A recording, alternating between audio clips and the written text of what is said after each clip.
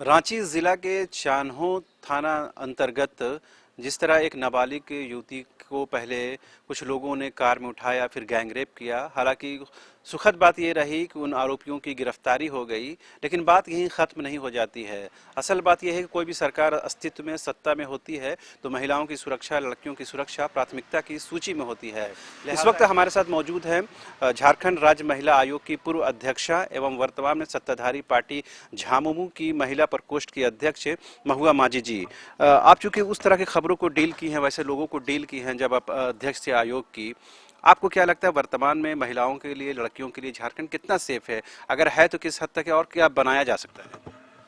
देखिए, सरकार की तरफ से तो पूरी कोशिश रहती है कि महिलाओं को सुरक्षा दिया जाए और इसके लिए कड़े निर्देश भी हैं और माननीय मुख्यमंत्री जी भी काफ़ी गंभीर है। आप देख रहे होंगे कि किस तरह से बाहर में भी जिन लड़कियों के साथ कोई अत्याचार हो रहा है दूसरे राज्यों में भी, उनको भी वो तुरंत रेस्क्यू करके ला रहे हैं।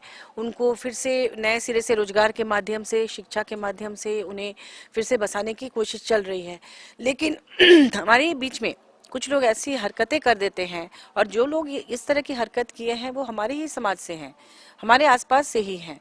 तो ऐसे में ये सवाल उठना लाजमी है कि उन्हें कैसे संस्कार दिए जा रहे हैं, आखिर ये किन घर के बच्चे हैं जो ऐसा कर रहे हैं। तो मुझे लगता है कि समाज को भी इसको लेकर सोचना चाहिए और पुलिस प्रशासन तो अपना काम कर रही है और जिस तरह से तुरंत उनकी गिरफ्तारी हो गई, इसके लिए पुलिस अधिकारियों को भी मैं धन्यवाद देना चाहूंगी महिलाओं की तरफ से कि उन्होंने त्वरित कार्रवाई की है। इससे अपराधियों का मनोबल टूटेगा और इस तरह की हरकत करने से वो डरेंगे।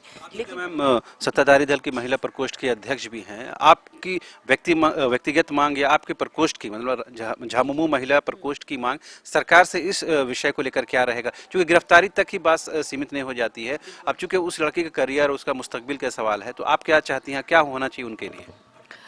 मुझे ऐसा लगता है कि जैसे समाज में कई बार देखा जाता है कि इस तरह की लड़कियों के साथ लोग बहुत ही गलत व्यवहार करते हैं, लेकिन मुझे लगता है कि सरकार को की भूमिका इसमें बढ़ जाती है।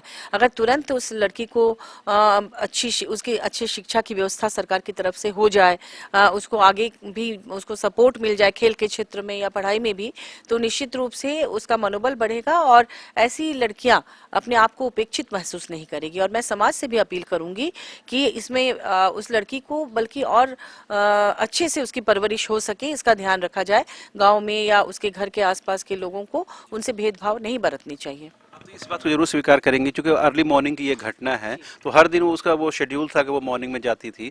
अगर पुलिस की उस दौरान मुस्तैदी होती, निश्चित तौर पर ये घटना नहीं घटती। तो कहीं ना कहीं लैप्सेस जरूर है। हालांकि आप किसी घटना, दुर्घटना के बाद पुलिस अगर कार्रवाई करती है, उसका वेलकम होना चाहिए। अगर मगर पहले अगर और थोड़ा सतर्कता रहती तो ये घटना नहीं होती। तो मुझे लगता है ऐसे सुनसान इलाकों में निश्चित रूप से पेट्रोलिंग बढ़ा दी जानी चाहिए और अगर हाईवे वगैरह है तो उसमें तो निश्चित रूप से बढ़नी चाहिए, क्योंकि एक्सीडेंट्स भी कई बार होते हैं और अभी जाड़े का समय है तो कोहरे के कारण भी लोग देख नहीं पाते, स्पीड बहुत बढ़ा देते हैं। तो इस पर भी नजर रखनी चाहिए पुलिस को और ट्रैफिक पुलिस को, मुझे ऐसा लगता है। आपने ये सिर्फ चान्हो की बात नहीं है, आए दिन ऐसे कई महिलाओं, आप सबने सुना होगा कि सिमडेगा में डैन पिसाई के आरोप में एक महिला को जिंदा जला दिया गया। वैसी स्थिति में अगर राज्य महिला आयोग खाली है, वहां अध्यक्ष नहीं है, तो ये भी एक कंसर्न का विषय जरूर हो जाता है। जी, देखिए, कोरोना की वजह से सरकारी कामकाज बाधित हुआ था और आप सभी जानते हैं कि पिछली सरकार में जो ट्रेजरी है वो माइनस में था, हजारों करोड़ का बकाया था। इसी वजह से उस समय गठन नहीं हो पाया था। फिर कोरोना की वजह से दो दो बार लहरें आई, फिर तीसरी लहर आई और सरकार की तरफ से ये बार बार बयान भी आ रहा है कि अब जल्द से जल्द सभी गठन हो जाएंगे। ऐसा तो हमें भी सुनने को मिल रहा है। तो अच्छा रहेगा, महिलाओं को न्याय मिलेगा, जल्द से जल्द त्वरित न्याय मिलेगा इससे। जी। आपको लगता है कि अगर महिला आयोग अस्तित्व में होता तो इस तरह के मामलों को जल्दी निष्पादन हो सकता था, या किस तरह की महिलाओं को उस आयोग में आना चाहिए ताकि महिलाएं खुद को सुरक्षित समझे और अपने लिए एक सोचे कि हाँ, आयोग हमारे साथ खड़ा है? जी, मैं जब आयोग में थी तो निश्चित रूप से महिलाओं को बहुत सुरक्षा मिली थी। अगर कोई डर से पुलिस के पास जाने से हिचकती थी तो वो बहुत ही निश्चिंत होकर हमारे पास आती थी और हम लोग न्याय करते थे और उनकी बात प्रशासन तक पहुंचाते थे। हम एक कड़ी का काम करते थे इससे महिला सुरक्षा की दिशा में, और अच्छा काम हुआ था। और वो कड़ी अभी टूटी हुई है। टूटी नहीं कहूंगी, क्योंकि पुलिस भी अच्छा काम कर रही है, सरकार गंभीर है, स्वयं मुख्यमंत्री जी इसमें गंभीर है और बहुत जल्द गठन होगा, ऐसे मुझे मेरा भी विश्वास है। ये थी राज्य महिला आयोग की पूर्व अध्यक्षा महुआ माझी, जिन्होंने साफ तौर पर कहा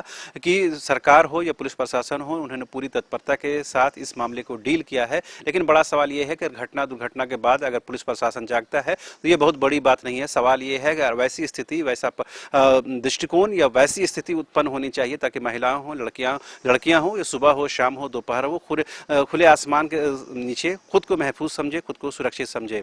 कैमरा पर्सन विकास के साथ रांची से न्यूज़ 22 के लिए शहनवाज।